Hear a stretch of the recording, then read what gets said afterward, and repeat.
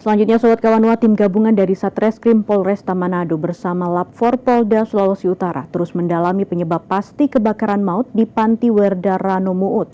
Dalam olah tempat kejadian perkara, petugas mengamankan belasan item barang bukti untuk dilakukan uji laboratorium guna mengungkap asal-muasal api yang merenggut 16 nyawa tersebut.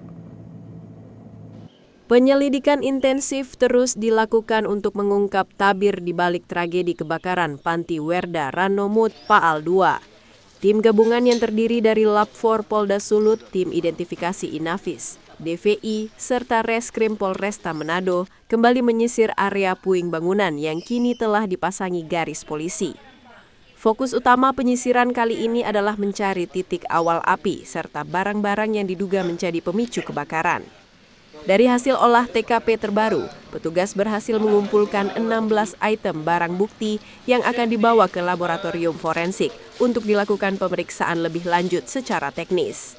Untuk pada pagi hari ini hingga siang, dari tim Puslap Polda Sulut, kemudian dari IDEN, DVI, dan Satreskrim Polresta Manado telah melaksanakan kegiatan identifikasi di TKP kebakaran yang ada di wilayah Kecamatan Tikala.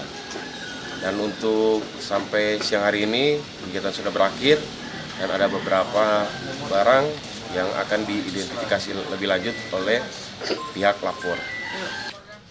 16 item tersebut diharapkan mampu memberikan petunjuk ilmiah terkait spekulasi yang berkembang. Apakah kebakaran disebabkan oleh arus pendek listrik, kebocoran gas di dapur, atau faktor lainnya? Hingga saat ini, pihak kepolisian belum bisa memberikan kesimpulan akhir sebelum hasil resmi dari tim laboratorium forensik keluar dalam beberapa hari ke depan.